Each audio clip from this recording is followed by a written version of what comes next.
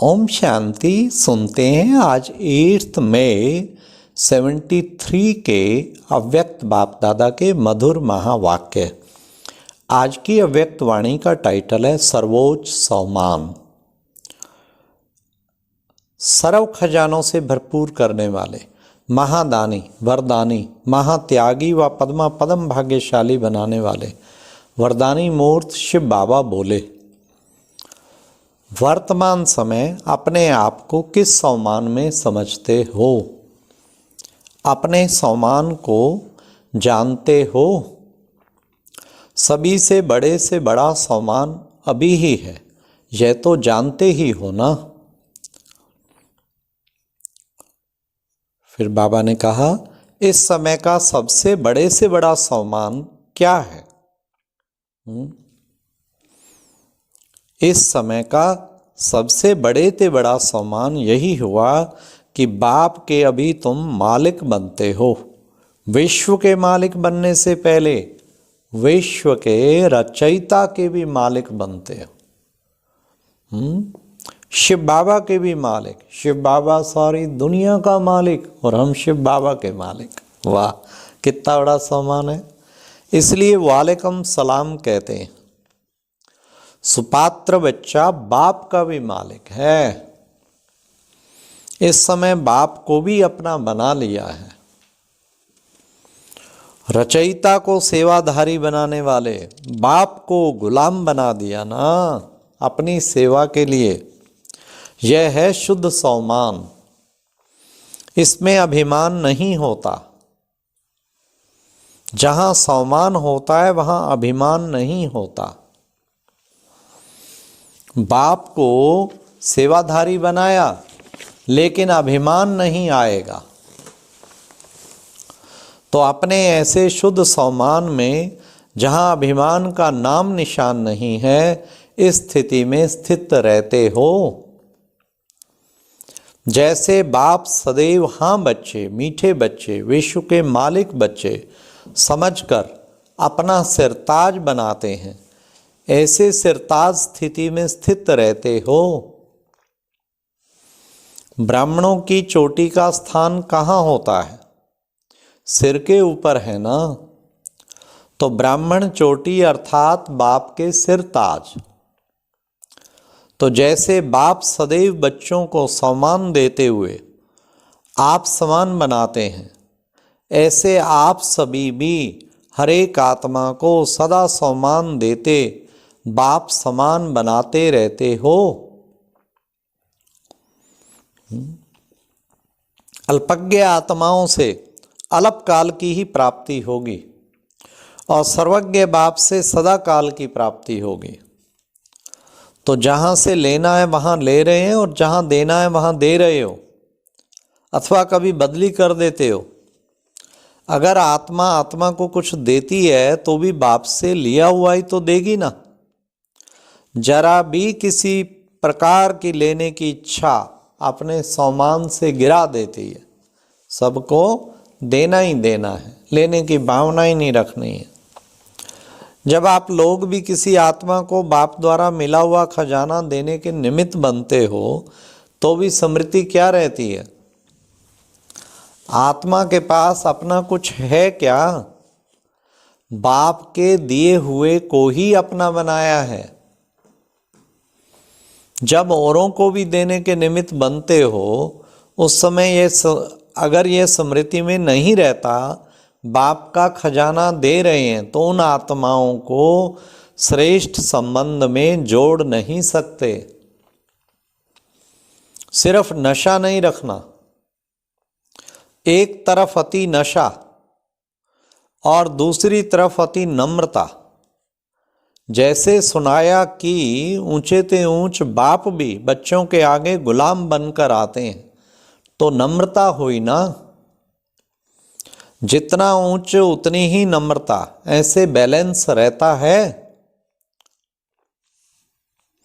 हर समय चेक करो कि बाप से कितने खजाने मिले हैं। मालूम है कितने खजानों के मालिक हो।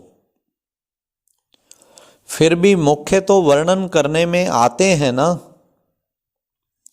इस संगम युग में मुख्य कितने खजाने हैं? आप लोगों को कितने मिले हैं? सभी से बड़ा खजाना तो बाप मिला।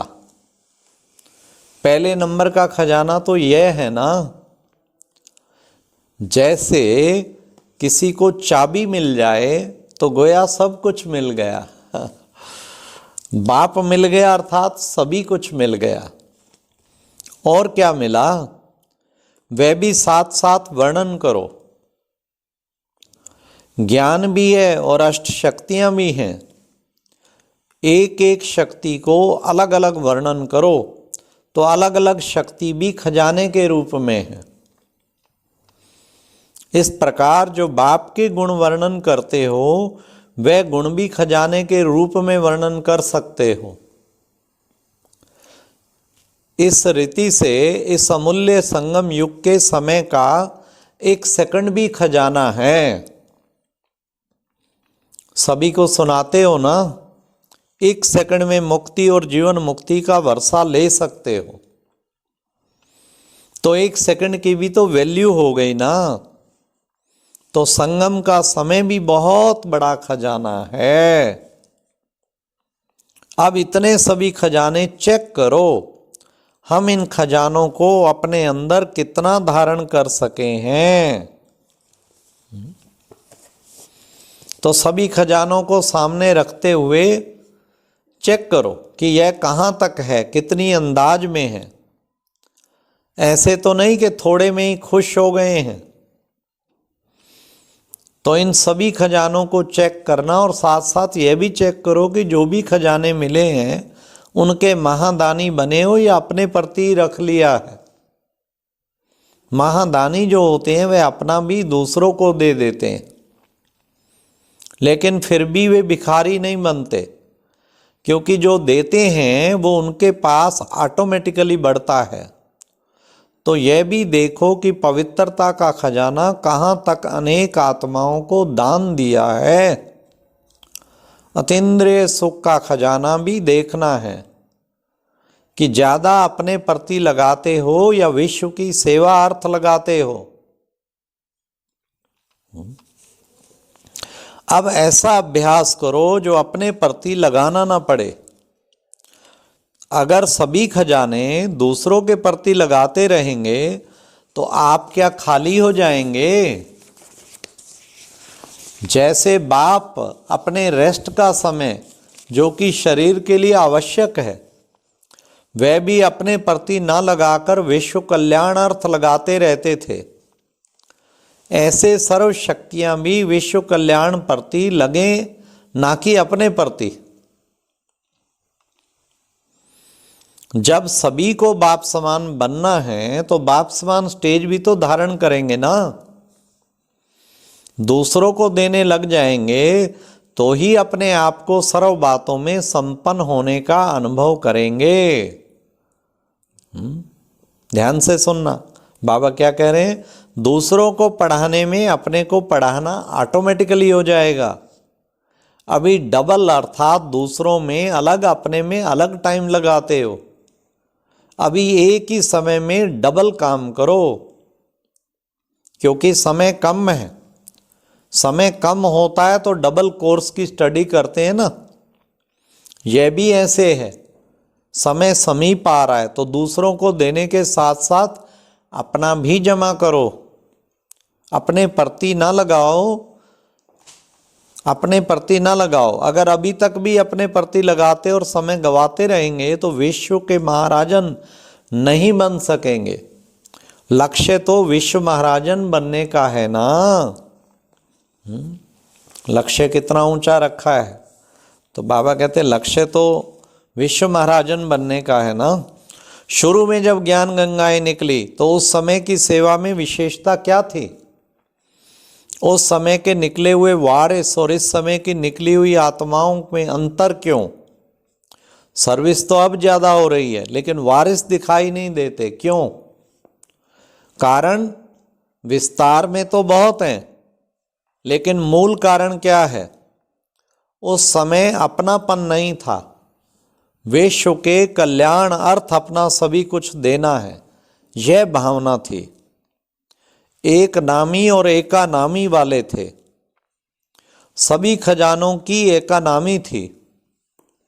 व्यर्थ नहीं गवाते थे, समय शक्ति जो लिए वह औरों को देनी है, अर्थात महादानीपन की स्टेज थी, क्योंकि विशेष निमित्त बनी हुई थी। तो उस समय की स्टेज और अभी की स्टेज देखो कितना फर्क है। अभी पहले अपने साधन सोचेंगे और पीछे सर्विस के साधन, अर्थात पहले सैल्वेशन और पीछे सर्विस। परंतु शुरू में था पहले सर्विस फिर सैल्वेशन, मिले ना मिले। सैल्वेशन से सर्विस करनी है यह संकल्प मात्र में भी नहीं था। साधन हो तो सर्विस हो, साथी हो तो सर्विस हो, धरनी हो तो सर्विस हो, यह संकल्प भी नहीं था। जहाँ जाओ, जैसी परिस्थिति और जैसा प्रबंध हो, सहन शक्ति से सेवा को बढ़ाना है। यह महादानी की स्टेज है। स्वयं के त्याग से औरों का भाग्य बनता है। जहाँ स्वयं का त्याग नहीं वहाँ औरों का भाग्य नहीं बनता।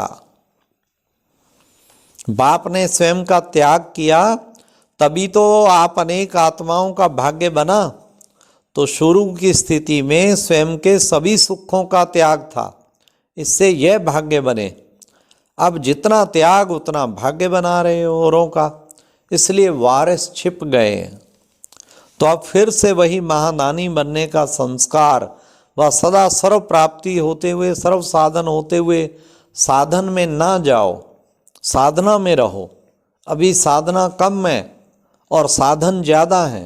पहले साधन कम थे, साधना ज़्यादा थी, इसलिए अभी निरंतर उस साधना में रहो, अर्थात साधन होते हुए भी त्याग वृत्ति में रहो, जिससे थोड़े समय में ऊंची आत्माओं का भाग्य बना सको। बाप दादा ने सभी के हाथ में अब आत्माओं के भाग्य की रेखा लगाने की अथॉरिटी दे दी है। तो ऐसा ना हो कि अपने त्याग की कमी के कारण अनेक आत्माओं के भाग्य की रेखा संपन्न ना कर सको। बहुत जिम्मेवारी है। जैसे जैसे समय समीप आता जा रहा है वैसे वैसे संकल्प भी व्यर्थ ना गंवाने की जिम्मेवारी हर एक आत्मा के ऊपर बढ़ती जा रही है। अभी अपना बचपन नहीं समझना। बचपन में जो किया वह अच्छा लगता था, बच्चे का अलबेलापन अच्छा लगता है, बड़प्पन नहीं, और बड़ों का फिर अलबेलापन अच्छा नहीं लगता है। इसलिए समय के प्रमाण अपने सम्मान को कायम रखते हुए जिम्मेवारी को संभालते जाओ। समझा? ऐसे बाप को सर्व संबंधों से अपना बनाने वाले, सदा सर्व खजाने सर्व आत्माओं के प्रति दान देने वाले महादानी, वरदानी, महात्यागी और पदम भाग्यवान बच्चों को याद, प्यार और नमस्ते। अच्छा, ओम शांति। ये थी आज की मुरली। सबसे बड़ा सम्मान बाबा विश्व का मालिक और हम उस विश्व के मालिक के भी मालिक। सबसे बड़ा खजाना बाप मिला, सब कुछ मिला, और सब खजानों को अपने प्रति नहीं बल्कि सबके प्रति यूज़ करना है। अच्छा जी, ओम शांति।